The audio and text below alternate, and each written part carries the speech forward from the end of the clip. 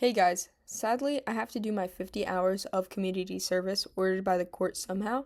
So I'm going to talk about Millard Fillmore, our 13th president, the guy most likely not a lot of you know. Maybe you know him because you clicked on this video because, well, he's slowly gaining popularity for being the most unknown president. But I still want to talk about him since he's still technically the most unknown president. And no offense, but most of the videos I see on YouTube for him are really boring. And personally, I don't want to watch them. So I'm going to make a video for people who are like me and don't feel like watching those. First off, Millard Fillmore grew up being on the poorer side. He grew up in a log cabin in New York, and the only reason he really has any sort of education was because he just taught himself. He just read a lot, basically, nothing more, nothing less, which is pretty boring. He didn't have anything cool like Abraham Lincoln, where, he wrestled, or he didn't chop down a cherry tree, to my knowledge. He was just kind of there, just being Millard Fillmore, I guess. Also, Millard Fillmore wasn't even supposed to be the president. He wasn't elected as the president. He was just vice president before to Zachary Taylor, and then Zachary kind of just died in 1850. And Congress to Millard Fillmore was kind of like, you're in charge now, which also led him to not being as known since he didn't really have an election or anything. He was just there at the right time, I guess. Then, in the same year of Zachary Taylor dying and Millard Fillmore becoming president, he signed the Fugitive Slave Act, which hopefully, if you passed 10th grade American history, you would know basically it forced people in the North to help capture slaves that escaped from their owners. So that wasn't that great, especially since he came from New York, which was pretty weird that he would follow more ideologies from the South. He was just kind of, come on guys, it's part of the compromise. And the Northerners were like, hell no, what the hell? Because why would you help a cause you didn't agree with? It's like giving an apple lover a banana and then expecting him to eat it. Like, I'm not eating this dumb banana, come on. But he was also the last of the Whig Party. Sadly, it's not a bunch of political guys in drag, but was a political party opposed to Andrew Jackson. Basically, they believed he had too much power at the time he was president, but their main beliefs were that Congress should have more power than the president, and the country should mainly focus on things like railroad, and that the government should help the economy grow. The reason that they broke up was because none of them could agree on slavery.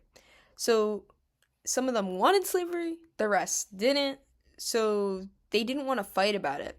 So they all kind of just agreed to not talk about it, which doesn't make sense because, one, it's just a huge elephant in the room for them at all of their meetings. And it also didn't work because obviously that's the most notable topic rising in America at the moment. So they kind of just disbanded basically and all went their own separate ways. But what now, you ask, for our guy? Well, sweet viewer, now he joins the Know Nothings Party. So, next time he ran for president, in all seriousness, he ran for the Know Nothing Party, which was a genuine party, and sadly not a cool Midwest emo or shoegaze band with a horribly long title for each and every one of their songs. The actual name is the American Party, but the reason that they're called the Know Nothing Party is mainly because those who were not members of the party would sometimes ask, like, oh, hey, what's happening at one of your meetings?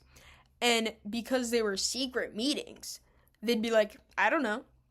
Which was pretty suspicious in my opinion. I wouldn't want to trust them if they're not telling me what's, they're talking about.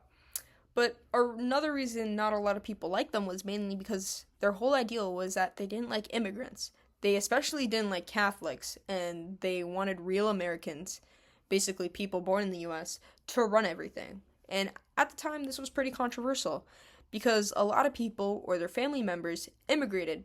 So a lot of the majority there were immigrants or descendants of immigrants. So America was probably like a fever dream for all the people in the party.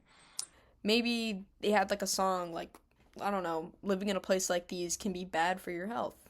Can't live here anymore. Wait, that's already a song?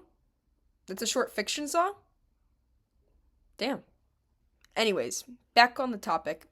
They were popular for a tiny bit in the 1850s because some people were nervous about immigrants changing the country.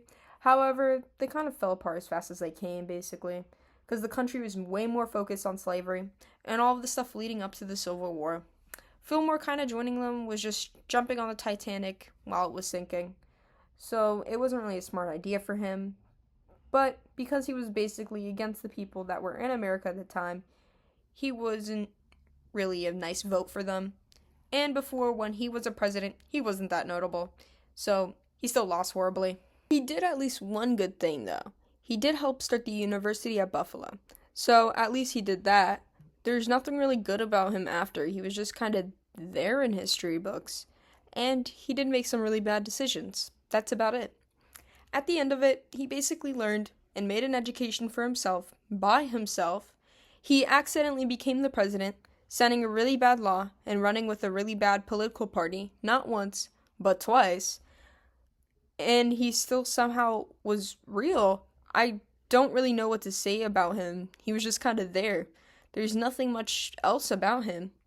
Millard Fillmore is like proof that if you put your mind to it, somehow it could happen. Not always, but it worked for him, I guess. I don't know, he's like the Poco Loco of presidents, but like racist.